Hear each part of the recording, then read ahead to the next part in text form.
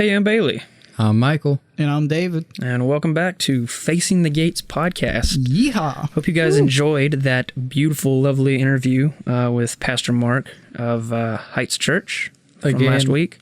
Appreciate the interview. Yeah. I was not expecting them to be so hospitable, which, I mean, that sounds wrong. Like, of course I expected them to be hospitable because they agreed to be interviewed. Yeah. And we're in the South. Well, it's a land of hospitality. But, Right, but they went a little above and beyond, and I really like that. Yeah, so before we even, we're going to talk about our thoughts on the church service that we attended just this morning.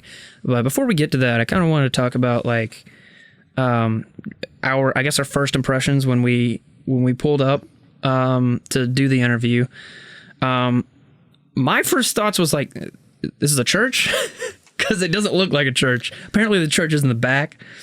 The offices in the front. Yeah, they have offices in the front, and it kind of looks like a strip mall. Well, it is in a little strip mall. Yeah. So I was like, okay. But then it had like Elevation Church on the windows. I was like, pretty certain this is where and they walked Heights out, Church. They walked out to greet Elevation. us, which Oops. was really nice. Sorry about that. It was Heights Church, not the other one.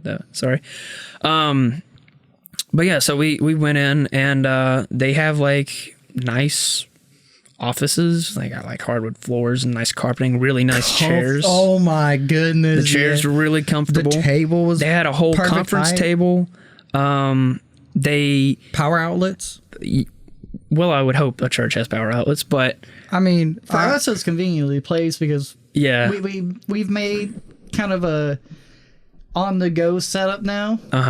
So it was nice to be able to plug everything up, be up and running, and yeah, it didn't take long to get set up, thankfully. Which they also offered refreshments. They had like water, coffee, donuts. Water, and we were bringing water for them, and they're like, "We have water for you." You guys like coffee, Krispy Kreme donuts? We got some sweet tea. I'll get you some ice. Would you like what kind of like Dr. Pepper would you got? We got like 3 flavors in the giant machine. You know, they don't have one of those, but they had everything. Is what I'm getting at. It was so nice. So it was They also I didn't expect this, but they also filmed our interview, which I don't have a link for yet because they're at this time. This was yesterday, so they're still putting that together. But if you guys want, I may be able to provide a link for that video. Yeah, part of me just sitting out. Yeah, it was a little awkward. We only have 3 microphones, so it was obviously me and Michael interviewing Pastor Mark, and David's just kind of sitting awkwardly off to the side, and he can't say anything because he doesn't have a mic because no one would hear it. But that's kind of just going to how most of these interviews are probably going to have to go, just because of financial limitations. We're not going to go buy a bunch of mics for, really it's a couple episodes, and we already had to buy an extra mic to do the show, period. An extra mic for Mike. Yeah. And we got a new interface. Yeah, so hopefully the audio sounds a little bit better. I'm probably still going to be working out the kinks for the next few interviews. Because we got some new tools in the interface. It's because I'm using the few generations older version of what we're using now for on-the-go setup. Yeah. For this. So the audio might sound a little bit different between our interviews and our thoughts because we're using a different audio interface and stuff like that. And everything. Yeah, all these are. It's gonna change how it sounds. This room's a little echoey, but as we go to different places, you might notice a little more echo, a little less. Right. So let's go ahead and get into the actual service that we went to this morning. I mean, starting off, we got there.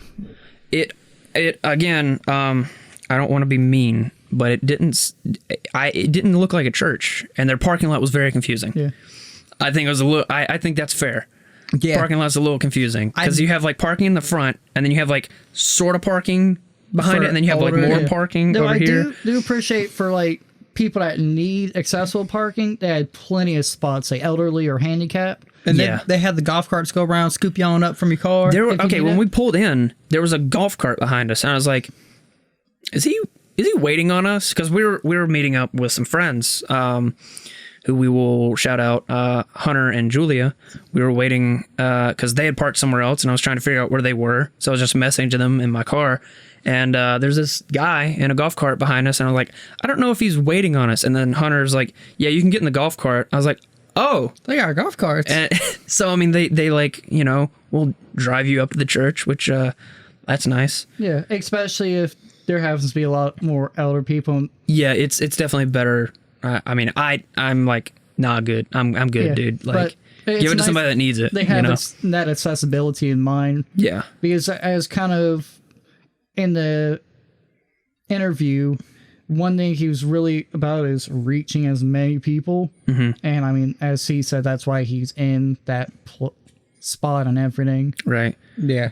Because to give you guys a background of where this church is, it's not in the greatest of areas. Yeah. I know this area very well. Uh-huh. And it's not far from here. Yeah, you can tell he knows who he's trying to reach and who he's reaching. But at first it was like, where's the church? Oh, it's that.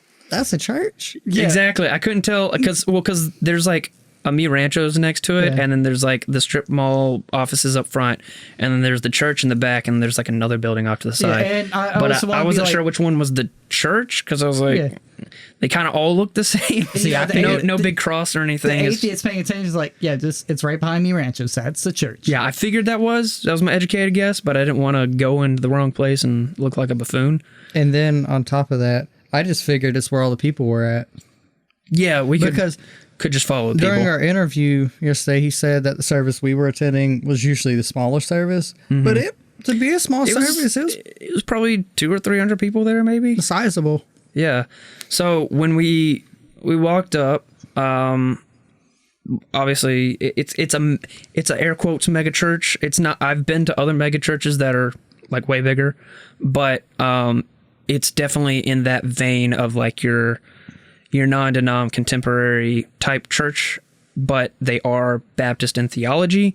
They just don't have that in the name. I think what they're trying to do with that is appeal to people in a way that Baptists can't appeal to people, but they have the theological grounding that is in the Baptist tradition. So if you ask them what they believed, they could point to something. Yeah, because a non-denominational church doesn't really have a concrete thing that they can look to without becoming a denomination. Yeah, and I remember in the interview, if I'm remembering correctly, aren't they still a part of the? They're part of the Southern Baptist Convention. Yeah. They used to be called Heights Baptist, but now they're just Heights. Yeah. Yeah. And in my view, that's a marketing thing. And that's not to say that's a good or bad thing. It's just that it is what it is. Yeah, they're trying to reach different people or reach more people. Yeah, it's kind of like I had this conversation with my grandma one time. I showed her a Christian deathcore band, and she's like, "Which one?" Impending Doom. Oh yeah. I whipped out Impending Doom on my grandma. And she was like, I asked her if she understood any of the lyrics, and she was like, no, I didn't. And then I told her the lyrics, and she was like, oh, well, he should just sing it because that would be much more nicer. And I'm like, well, the thing is, he's reaching a demographic that he would not be reaching if he were singing this. And similarly with this church, they're reaching a demographic that they may or may not reach if they had Baptist in the title. And I don't think that's a problem, really. Mm-hmm. Yeah, and plus, just from how everybody was dressed and how it was very casual. A lot of people welcoming. Come as you are, really. Yeah, I mean, there were some people. Some people were dressed up. Some weren't. Yeah, pretty much all ages. So there weren't any of those fatal death gaps or age gaps, so that signify the death of a church, like I was mentioning. Very refreshing. Yeah. Pretty surprising because, I mean, we've been to a lot of churches where it's like nothing but old people. For David, it was very refreshing because he was the most popular member. I know. Everybody liked David's hair. As soon as we walked in the door. Bunch of handshakes, I like your hair. Yeah. And then meeting Pastor Mark's wife. Uh-huh. Very nice lady. Yeah. And I think a lot of them actually were expecting us. Because they're like, you're Michael, you're David, you're Bailey. I'm like, how do you know our names? Yeah. But you can tell, like, you know, the small community that knows us has been talking about us coming there, and they were very welcoming. Even the people that I don't think knew who we were, there was at least like 20 people that came up to me and shook my hand and said, "Hey, it's good to see you. Glad you're here." Or like and one guy gave us his story. Yeah. And for another example, one of our friends, I guess friends or associates from the church, just stopped by like, "Hey, how are you?" Mm-hmm. Not even knowing we were going to be there or anything, just like, "Nice to meet you." Yeah. But good old Southern hospitality at its finest. Yeah, so it was nice. I'm not used to being welcomed like that. I'm not used to. I'm fairly like generally an introverted person, so I'm not like when people are like, "Hey, how's it going?" I'm like, "Hey, how's it going?" And I'm like, I don't know what to talk about, so I feel a little awkward like, when people come up to me. Yeah, how about that weather? See, for me, but I mean, I appreciate the kindness. You know, obviously, I'm a little awkward, so I don't know how to handle it. I mean, people that hate the South love Southern hospitality for a reason. And then it's wonderful. Pastor Mike brought us to the little welcome center. Mark. Pastor Mark. Yeah. Not my name, Mark. So, took us to the little welcome center, gave us a little welcome gift, and sat there, talked with us, went in, music started, and everyone kind of followed suit going on in. No, before that, Palin and I had the same feeling. The college he went to, the color scheme, the design reminded us of like walking in there a little bit. When we walked, so it was like everybody knew when church started because they were all just kind of congregating either outside the church or in the foyer or whatever. I don't know if they have a special name for it, but I'm just going to call it the foyer. The lobby. The lobby. If there's a special fancy name for it, let me know and I'll apologize publicly. We'll beep it out and we'll add it in editing. Unless I get corrected after this episode comes out, and then I'll have to be like a month later, be like, "Hey, remember that thing I said that one time? It was wrong." That's when we bump up the new edited version. yeah, we'll re-upload it. No, anyway, everybody knew when the service began because everybody headed towards. I don't know what happened. How they knew, but the music was. Did you guess the music starting? It was started a little bit, and then everyone slowly made their way. Gotcha. There was a screen. You guys were facing. I was facing the door towards the doors going in. They were facing away from the doors. Yeah. So I was able to see the screen, and I was like, "All right, the lady got on stage. I see a guitarist, bass player, drummer. All right, I think this about to get started." Okay, cool. So and then everyone just kind of filed suit. Yeah, we all kind of filed in. I don't even know if I want to call it a sanctuary. I mean, I guess technically that's what it is, but it felt kind of like an auditorium, really. It felt like an auditorium without being too big. Yeah, and it wasn't like it wasn't a big auditorium. It was kind of like maybe your school's auditorium type thing, like a high school or college auditorium. At least in terms of the structure of the room. I don't think there was anything on the walls. I don't think there were any windows or anything. No, just 2 projectors. Yeah, just the 2 projectors. I'm just trying to paint a picture for people so that they know, like, we're probably going to get into architecture reviews when we're going to some of these churches and be like, this is what these guys have done. This is what these guys have done. On either side of either entrance, you walk in, immediately in front of you to your left will be a projector. Yeah. On the other side, there's a stages in the center. Yeah. They have some nice stage lights going over top. Wasn't a big room, maybe like a 300 cap room, but 400 cap, something like chairs. That. Yeah, not good chairs. Hard wooden pews are kind of uncomfortable to sit in for too long, and then the preacher's going to preach long if the pews are uncomfortable. Yeah. And they started with the controversial contemporary Christian music. Boy, we've had many off mic conversations about Christian music flavors. But what were you guys' thoughts on the choice of music for it and I guess the performance and all. Well, I see. It's just nice to hear some live music. Yeah. Okay. Yeah. So, as a side note, by the way, I didn't realize until like after, but this is the first time I had heard live music in over a year. Yeah, because last concert we went to was like in March. Yeah, of 2020, and it is when we're recording this May of 2021. Yeah. So it was just nice to hear something live, you know. Yeah. Yeah, but it's not my taste in music. But it was done well. You can tell they care about their production. Mm-hmm. And Pastor Mark mentioned that he doesn't want to do music that's not theologically based. And I could tell by the song choices that they were theological. They weren't all just, you know... love songs for the J. They weren't all just generic in terms of... I mean, he goes into detail in the interview. Yeah. Go listen to the interview if you haven't already. But one thing about Christian contemporary, because I mean, I'm not a big fan myself. I don't really need to, but a good video I've watched on it, explaining it and coming from like an outsider's perspective, understanding it. Adam Neely, he's bassist for Sungazer, a kind of like electronic fusion jazz band, but he goes into why kind of Christian contemporary is how it is. Yeah. Because it's not really for the sake of music, but it's for the sake of kind of it's praise. Accessible and understandable. That's one thing I was noticing as, I guess, kind of looking at it critically in a musician standpoint is I could predict the melodies as they were coming up.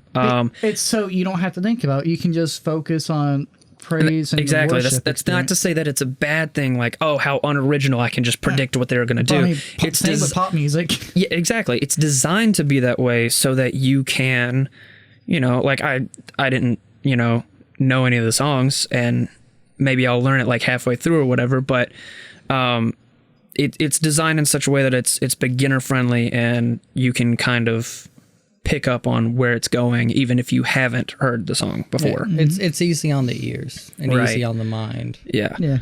Now I'm kind of like David. A lot of contemporary Christian music I just don't like. I think a lot of it's cliche and contrived and boring. Yeah. And that might be a little mean, but that's just what I'm picky about music. I mean, now, as far as like the context of a worship setting and the music that they play today, which technically is contemporary Christian music, I don't think it was bad. I wasn't like, oh, I hate this, make it stop. On the Christian contemporary spectrum, it's on the better end. Yeah, if I listen to like gospel music or something, I'm like, please make it stop.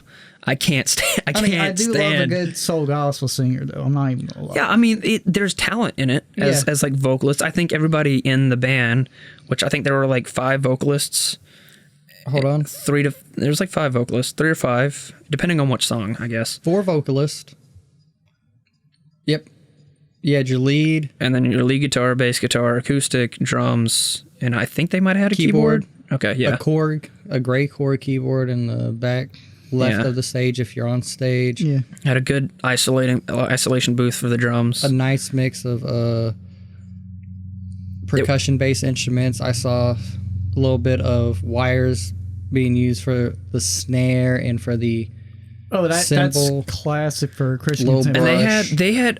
This is going to sound like really dumb, but I feel like they had a lot of cymbals for a Christian band. Yeah. A lot of Christians bands are like, you have like your snare and your hi-hat. And a lot of bass you do drum. it on 3-piece jazz setup. A lot of bass drum, which I could actually... He had a lot of variation in his fills. I was like, this is not as generic as what I usually hear. It does take some musicianship. Now, granted, it's not the most complicated thing. Again, it's got to be accessible, and you can't just have the bassist start doing a slap funky bass for it. Yeah, but you can tell they care about how it comes across, but it's not about the music for music's sake. It's about the music for worship's sake. And also, it was mixed pretty well. personally, I would prefer more like bass guitar in the mix, but it was nice, evenly mixed. Yeah, and for being that we've been to lots of loud concert venues, it wasn't really loud. Yeah. It was loud enough to hear, but not overwhelming. Yeah, you could still hear yourself over the band. Especially like the smaller venues we've been in, it's like... They will blast you. You need like earmuffs, dude. Yeah. Well, also, the bass is so... the bass notes from like the guitar, the bass, and the drum all just overpower everything. Yeah. I mean, it's still fun to listen. I love going to a small hardcore show. Yeah. Yeah. And you could tell there was a little bit of improv lines and things during this music. Yeah. But overall, it was solid production. You can tell they actually practice this and give a shit about what people hear. Yeah. And lighting was good. Yeah. It wasn't too loud. I think the preacher talking during the first song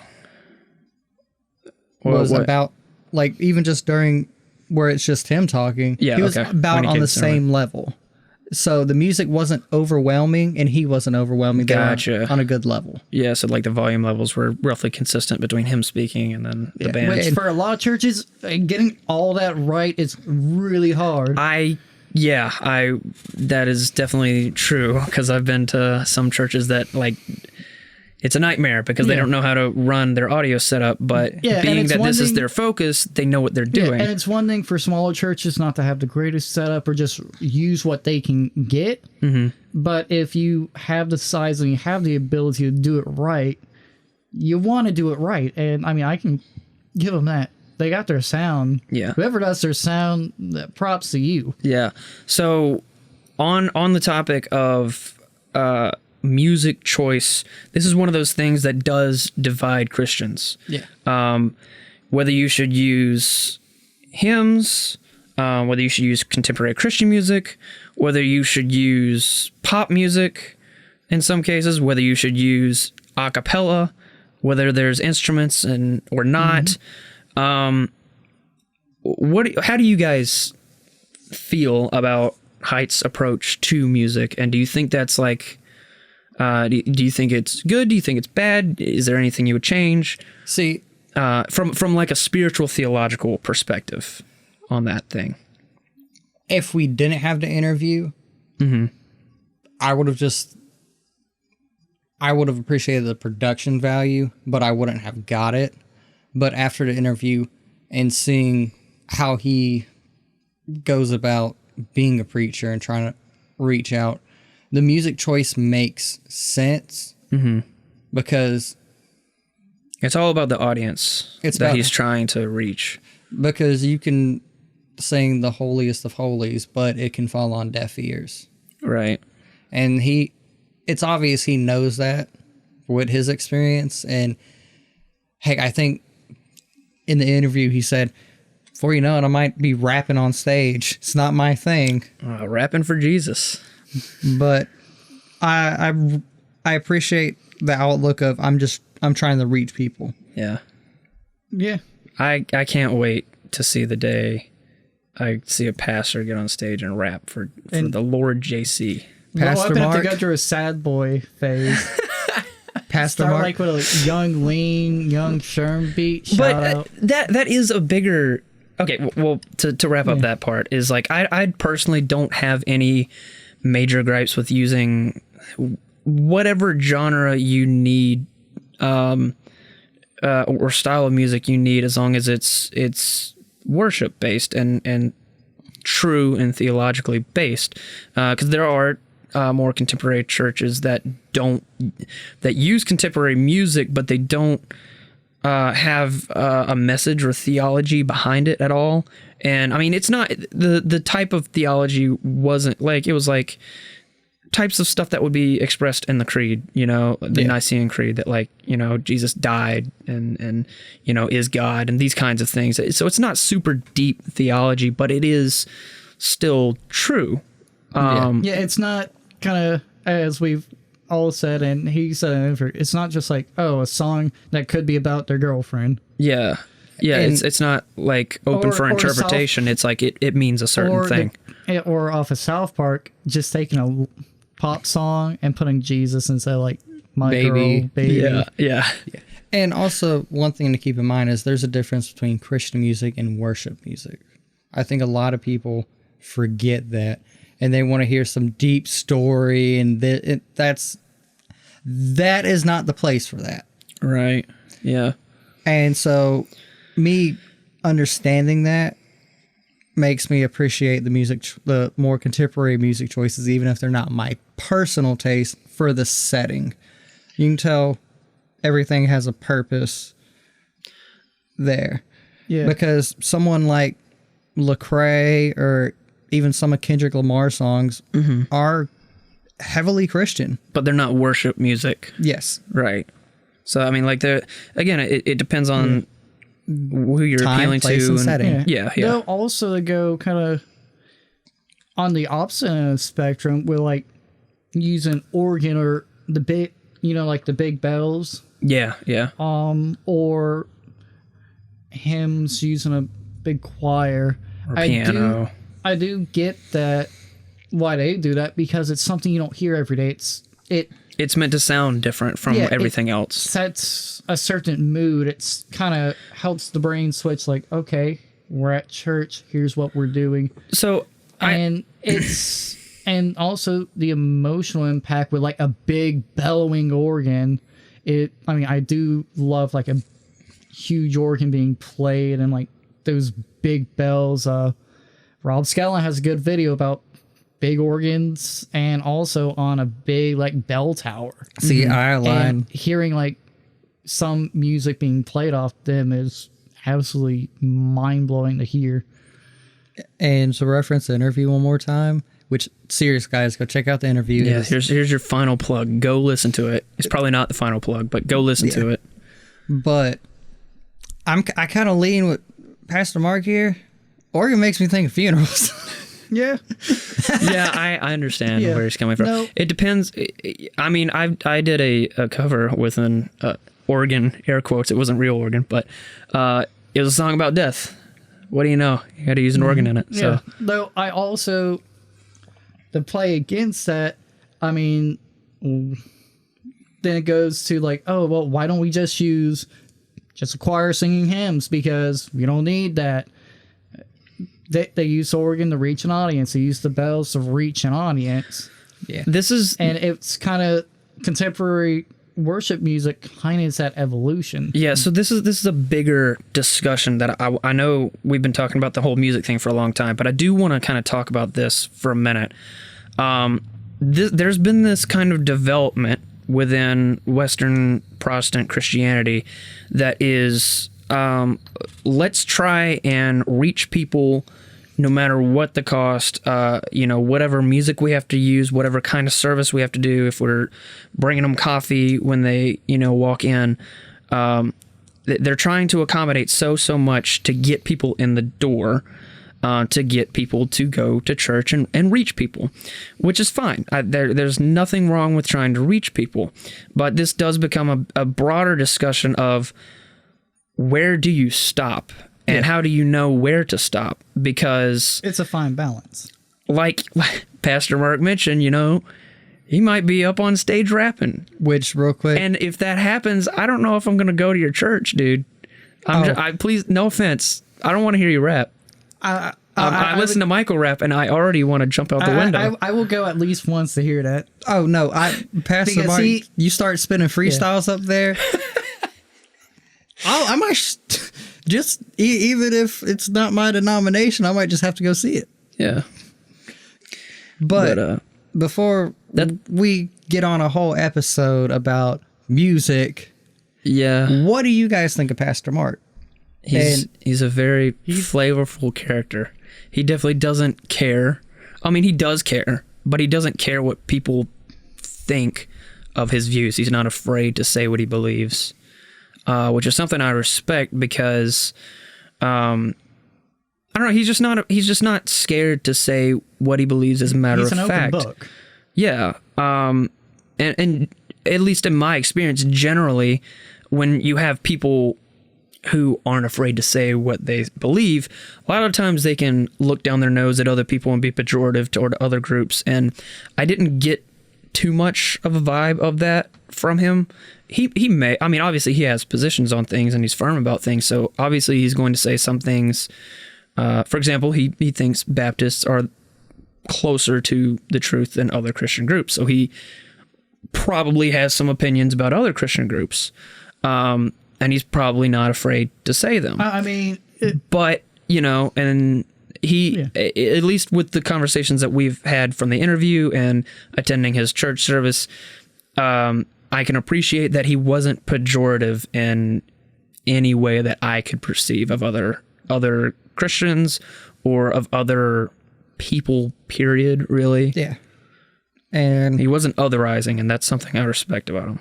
And it seemed during the interview he respected our positions on where we stand in this spiritual journey. Right. But what do you think of his service? His sermon? Yeah, him on stage. So after there was we walked in, there was one song, and then he went up and gave some announcements and was like, "Hey, we're not doing announcements. Go check our app out." And then we did some more songs, and then he came up and did the sermon. Yeah, I do like that they're trying to use something. You have a phone. You have a phone in your pocket all the time. Use the app for the church. Oh heck, I saw a ton of people looking up on their Bible app, looking up the passage. And that was me, because I didn't carry my Bible around. But, some churches are not for, we have technology, and we're not using it. Yeah. So I do appreciate that, because it's accessible. Yeah. And because not everyone might not have a Bible now. Some churches have, Bibles in the back of the pew with the hymnal and everything. Yeah. But, heck, you have a phone. Yeah, so we, the sermon, we're going to get brownie points for this, because I remember what the sermon was about. First, he gave us a shout out. Yeah, oh, yeah. I love it. He was like, "We've got some filthy heathens." No, I'm just kidding. I hope we get one that's like that. Yeah, maybe. It wasn't like a massive room, but it was enough people. I guess it was a small enough crowd for him. He's like, "I usually don't give shout outs, but we've got 3 young gentlemen I got to speak with yesterday, Michael, David, and Bailey. And they're seeking and they're honest, and I wish, more people would kind of be like that." And we all had different reactions to I was, and then people would turn and look at us and be like, I was like, "Yeah, cool, thanks." So I was like, I have thought that he would do it. I was like, he might give us a shout out. Yeah, I kind of didn't really. I was like, I don't want him to, but I'm not mad that he did, because I didn't feel uncomfortable or weirded out. Well, he also seems kind of passionate about seeing us doing what we're doing. Yeah. And I can respect that. So yeah, personally, I was pouring sweat, because whenever my name gets called in a big crowd of people, I had this happen at a employee Christmas party, and I got employee of the year, and I'm just like, I need to get out of here. Yeah, so David got really nervous and started sweating, pouring sweat Well, it was everywhere. hot outside, then we went to the cool AC, and that makes me sweat, and then he called our name, and I just was pouring sweat. More sweat. And I was just like, oh, yes. Tension. David, Michael is a big fan of getting any kind of attention he can, so. And it turned out I got the most attention. Yeah, because of David's hair, and then Michael's very jealous, and he's like, "Well, it doesn't work when I grow out a mullet. People don't like that, so everybody likes David's hair." And also, they had a little welcome table and everything. Oh yeah, I mentioned that. Yeah, shout out that free Chick-fil-A sandwich and gift card. Yeah, thanks for the chicken of the Lord. We definitely like Chick-fil-A. Yeah, I'm like, okay, let's see. Probably pamphlet reading material. Here's what you can do. Here's what we're planning. Stuff like that. Right. And it's like, oh, welcome to our church. Yeah. Okay. Nice little gift for someone interested. And one thing I noticed was he seems very charismatic and in control on stage. And I was watching him read the room for responses, and that's always. I like to see people be active with their audience, because some preachers just get up there, look down, and they read their script. Read their script. Yeah. Yeah. Doesn't want any feedback from anybody. Well, he's been doing this for what, 26 years now? Yeah. This month. And Yeah, also, so shout out. Props for doing it for so long, but also you better learn how to read a crowd after 26 years. Yeah, some people never do. Yeah. Also, real quick, he told us about this yesterday, and he told us in the service about this today, but shout out for sponsoring those rooms for the school. That is awesome. Yeah. That's community outreach. Yeah, he definitely, they're not afraid, as he mentioned yesterday or last week for you guys in the interview, they do community service. They're not one of those churches that just kind of, you just go to on Sunday and that's all they do. You know, they're involved in their community. Paid people's bills, or I want to say it was like that school. They paid like several tens of thousands of dollars. For the school sponsoring. I think it was like 18,000 or something like that. And then for the bills, that. You can tell They care. he's very focused on his community. Your tithe is going to not just the wallets of the preacher and the right. Not just this nice building and offices, but you can tell that he cares and he wants to reach out to people and help, and in that way serve as an ambassador for his religion. Yeah. Which, as you know, I'm a big works person, and I like that. And Like when you walk the walk and you talk the talk. heck yeah. Hell yeah, brother. Yeah. And going back on like his charisma, kind of, I don't know if people are going to like this comparison or not, because I mean, it's the exact opposite of a religious person, but the charisma reminds me of like the presence of, say, like George Carlin, where he catches that crowd and he uses that to get his message and his reasoning across. Yeah. And doing uses like repetition and stuff like that. So shout out, he called out Joel Osteen. And he called him a heretic. Yeah, which I was saying he wasn't pejorative. I guess technically that is a little pejorative. And also but the other one, I forget. I'm not sure. The televangelist. It's one of them. Yeah. Just pick any of them. Yeah. I mean, I do like, because I find those very cultish. Shout out for ripping on Joel Osteen. He also ripped on astrology and tarot card. Palm reading. Yeah. Said smoke another one. But because somewhat near us, there's a flea market, and they have a palm reader.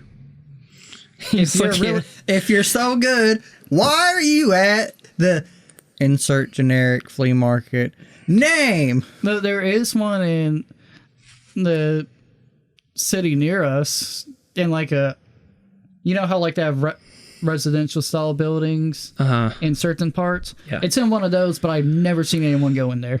Yeah. I don't think it's even open anymore, probably for a reason. Yeah, so the sermon was about one of the big things he was trying to drive home is he was like, you know, Philip was an evangelist and he was a layman. And basically he repeated that over and over again until everyone was repeating it back. And he was like, look, if one of the earliest Christians was an evangelist and he was a layman, what does that mean for you? You need to go out and preach this to the world. And I appreciate that call to action. And the thing that he said yesterday in the interview also is he believes that the biggest problem with Christianity, like we've said, is Christians not living up to what they believe. So I appreciate that he's kind of advocating for that change that he believes is a problem. So, yeah. Yeah, I think as he said, when was the last time you spread the word? Yeah. How do you know your neighbor's a Christian? Yeah. And I think a big thing, and that ties into this podcast, is creating that dialogue and trying to reach out and help others in this journey, or just help others and be a good advocate for your religion. Right. And that was a nice little service, I will say. It wasn't too long. Yeah, it was. The whole thing was roughly an hour. And he mentioned in the interview that like sometimes it goes longer, sometimes it's shorter. It just depends. You never know. But it's not like regimented and scheduled. Yeah, and there wasn't much dead space. Because, you know, some preachers will leave like 15, 20 minutes and it's just throughout just random silence. He was up there to say something.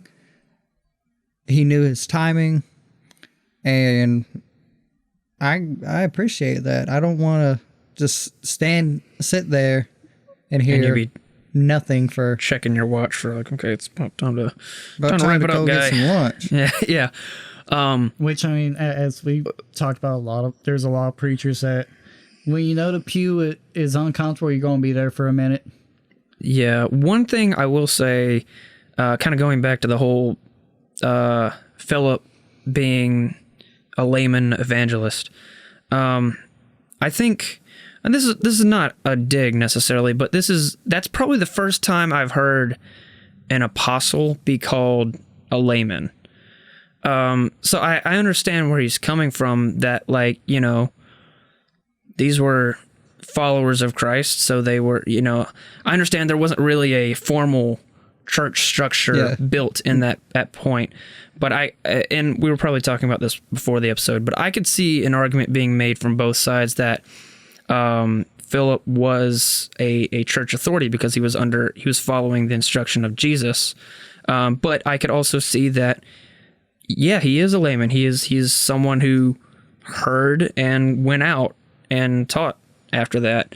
So I'm not saying he's wrong. I'm just saying there's I could see both sides of an argument if somebody wanted to make that. Yeah. And also there's a lot of cultural context that we aren't able to get because we weren't there. Right. Yeah. With that. But overall, I'd say it was a very positive experience. Mm-hmm. Felt very welcoming. We came out after, and there was a guy there was more people that came and shook our hands and said hey and all. Yeah, and then there was one guy that first talked to us and talked about how his son had long hair and everything. Yeah. And gave us a little bit of his story. Mm-hmm. But then when we came out, he really wanted to... He gave us like the full version, but in 5 minutes, which, by the way, props if you can summarize your life in 5 minutes. Or at least your spiritual walk. Because for me, it's like, it's not a straight shot story. It's like it kind of windy and it goes off on rabbit trails. And I have not kept it down into 5 minutes like he did. So props for him for having that on. You can tell he really want to make that connection. Yeah. And it was... strong eye contact. Yeah. Not too firm of a handshake, but not too soft of a handshake. Yeah, because before we went in, I had that one guy's handshake was mega firm. The next guy's was very loose, and it's like, see, I gotta match this energy. I have this weird this weird social thing where I'm like, I'll reach out, and when our hands touch, I will let you determine the grip, and I will match because I don't want to try and strangle you. But I also don't want to be weak. Don't want to be a wet fish. Yeah, so it's weird. It's like one of those things, like when somebody reaches out their hand to you, are they going to like high five you? Or they're going to like dab you up? They're going to give you a hug? We had some fist bumps. We had some handshakes, the hugs, handshakes. Yeah, that's just because I'm an awkward freak, but I don't know what to do when people sometimes. You can tell that for him, after hearing his life story, how the church has helped him and helped him figure out and work on himself. Yeah. And then he mentioned specifically that when he was... Do you remember his name? We're going to feel like terrible, but I'm sorry, we don't remember his name. The name doesn't really matter. Well, I wouldn't say that. He might be listening. Yeah. Well, I'm just saying for the general context of the story. Right. So his... but I remember your face. I'll never forget your face now. Yeah. I'm a face guy. Yeah. We shook hands and got a lot of names, so I'm sorry if we don't remember everyone. Anyway, one of the big points of his story was when he was young, he was very not Christian because people told him that he was going to hell for having a tattoo. And he was in the armed forces at the time, and his mom passed, and that was one of the last things she heard pretty quick, well, in a kind of short time frame. And that's one thing that kind of lingered in his mind, that his mom thinks he's going to hell and then she passed. Yeah, and I can respect that because that's real, and he didn't sugarcoat it, and he's like, this is how, you know, I mean, I've been through a few stages in my life, and so kind of with the whole congregation, there were people with tattoos, people with piercings, people dressed differently. Yeah, people wearing hats, people having band shirts, just whatever. Yeah. It was kind of come as you are, we accept you. Shout out the guy with the My Chemical Romance shirt. That's a fire shirt. So it was refreshing because, you know, still there's a lot of people like, oh, tattoos. Yeah, but he did make the point, he kind of pointed toward my tattoos, and he was like, I just want to let you know you're not necessarily going to hell for having tattoos. You know, and he was kind of plugging in the church. He's like, we're different here. I think I've heard several people say that. Yeah. That might be their motto. We're different here. Because I ran into my old barber, Lewis, who I didn't recognize at first. I was trying to figure out who he was. And he's like, yeah, we're different here. I was like, wait a minute, I've heard that. But I get what they're getting at. They're not like, you know, those judgy, creaky old... Judgy, prude. Yeah. But you can, and that's refreshing. Yeah, they might not agree with, say, how you dress or some things you might do with your life, but you're there, and that's what matters. Right. Yeah. So and I can respect that. I think that's a unique position due to the preacher, due to Pastor Mark and his story, and I think that's one thing that probably out of a lot of these will separate them is it feels like a community, right, and a very kind of open-armed, come as you are and we'll take you as you are. Yeah. And then after we went out and got lunch with some cool people, I have been given strict orders by some very cool people to give them a shout out. So as you guys know, we went to visit with Hunter and his wife Julia, and then I only remember one name. I remember them all. I wrote them down so I wouldn't forget, but I actually just remember them. Oh, look at you. I'm not even being sarcastic. People can't tell, but I'm not looking at my phone right now. Yeah, he's looking dead at me in the eyes. So there was Jared, homeboy. He was at the Bible study. I went to a Bible study with Hunter at it was like a house church Bible study, like several months ago, probably either before we started the podcast or I think it was shortly after we had started the podcast. So he was cool. Faith, who really liked David's hair. And then Cassie Beth, which is a interesting name. It's like her parents didn't know if they were going to call her Cassidy or Annabeth, and so they just like, yes. I mean, my sister's got an interesting name, so yeah, you're not alone there. Yeah. So it was who was really interested in the podcast and everything. Yeah. So I mean, that was another thing, is they were all like asking us questions about the podcast. I'm like, wait, you guys actually listen to this? Because it's cool to like meet people that actually listen to the podcast and have questions based on the things that we talk about, because that's what we're trying to do is start conversations. So it's cool that these conversations are starting. Yeah. And shout out all you guys. Yeah. And lots of, obviously, shout out to Pastor Mark for letting us interview him. Shout out everybody there for just being so hospitable and welcoming. Yeah, there were lots of people whose hands I shook and whose names they told me, but I definitely don't remember because I'm terrible with names.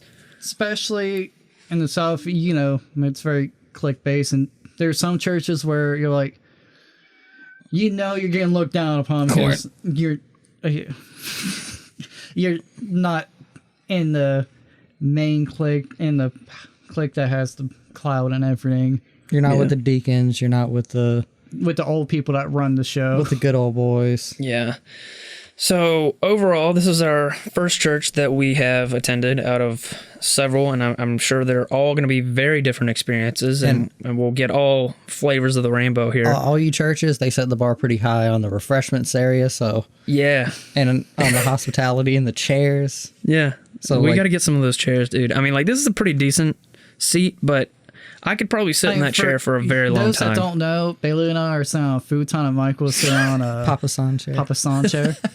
That is his, but he left it in my room. Yeah. But the futon's mine. Yeah, so I love this thing.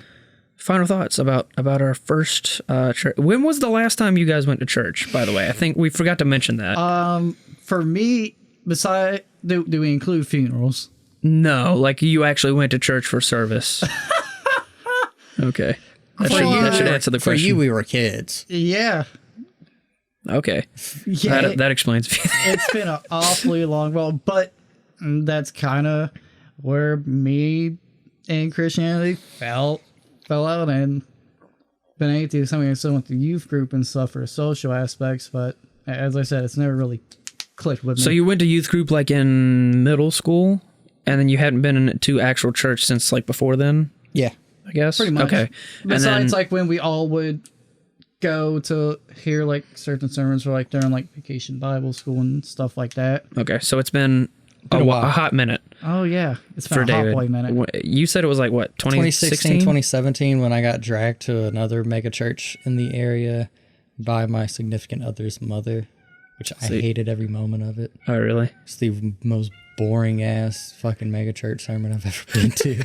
Wow. So, Pastor Mark, you set the bar a lot higher than them people did. Yeah. I've been to one other mega church that was pretty good. Yeah, well, this one's it's hard to say it's a mega church because it kind of feels like a happy medium. Yeah, it's not like a mega church, like where it's not giant, where there's a lot of seats and you don't get to know anybody, but it's like obviously not a small group of people, because they do have 2 services, and like I said, there's probably 200-300 people there for that one. People heading out. So the last time I went to church was probably within the last year or two. I have visited my home church a couple times. They do have a new pastor now. Plus, didn't you go to a Greek Orthodox church? I did. I forgot if it was last year or the year before. That was 2019. Okay, so 2 years ago. Well, you know, we lost pretty much a year thanks to Rona, so everything feels like a year ahead. Yeah, it was 2019. Because I remember we were talking about it on stream. So, yeah. That wasn't the last church I've been to. I've been to my old home church a couple times just because my family goes there to visit and all every now and then. And they're not terrible. You know, they're not the worst church in the world, obviously. But I think they've improved since I had been there. But there's still a lot of underlying issues. There's still, it's not what I would consider a church that I would go to. Are they still boring as shit? Kind of, but not really. I mean, like the pastor's good, you know, but they still have a lot of the certain flavors that bring it down, and that has to do with certain people that have a lot of power, I guess. But I don't want to start any fights, because I do know we've said names of places, and some people know the names and some people don't. So I don't want to start a Christian war here. Again, we're trying to bring everybody together and have a nice little bonfire chat. We don't want to have another Christian war. Yeah, we don't need any more of those. So does that mean you want to talk about astrological signs and light one up? No, I'm good. I'm going to remember Pastor Mark saying that for a while, because that was hilarious. I agree with him. Astrology is kind of dumb, dude. Yeah. You know, Venus is going to be in retrograde soon. Shut up, David. Which doesn't mean shit. It doesn't, but I love how there's like some people that are very fire brimstone. So, oh, you're going to hell to that. You're going to hell for that. And are like, Venus is in retrograde, so I'm going to be a bit bitchy. And it's like, bitch, pick one religion and stick with it, you fucking poser. We can't be England in the early 1000s and have a pagan steppe religion. Fun fact, step religion. I'm stuck in the dryer. Well, that's why I call it, because they practice some things from their pagan folk roots, but they're also Christian, and it's like, that don't make no sense. Damn, the atheists trying to tell us shit don't make sense. All right, well, we're getting on rabbit trails now. We need to wrap up this episode. Thank you guys so much for listening. Again, anything else you guys want to say? Heights Church. Yeah, thank you, Heights Church. Pastor Mark. All the lovely people we mentioned before, and the people that we didn't mention. listen to the previous episode because Pastor Mark's a character. If you're at the service, leave us how you felt about the service in the description. Tell us your thoughts. Available. Tell us your thoughts about our thoughts about your church. Or just tell us your thoughts about the service if you want. Yeah. If we missed anything, let us know. Yeah, next week you will be getting another interview. I'm not going to say who it is or where we're going. I'm going to keep it a mystery every week because these episodes might come out of order. So yeah, play denomination bingo. Yeah, so you'll next week another pastor interview. For all you know, we might be doing Pastor Mike does 19 services in 17 days. We're actually not going to do that because that would be hell on all of us. Yeah. Also, we would have to find like someone that does a Monday service, someone that does a Tuesday service. You know, a lot of people do Wednesday service, so that's not an issue. A lot of people do Thursdays, Fridays. I don't know any Saturdays. I know plenty of Sundays. All right. Well, but before we get too carried on, I'd say it's been real. I'd say it's been fun. I'd say it's been real fun. Yeah. And we'll see you guys next week on Facing the Gates podcast. Yeah, see you guys then. Goodbye. We love you.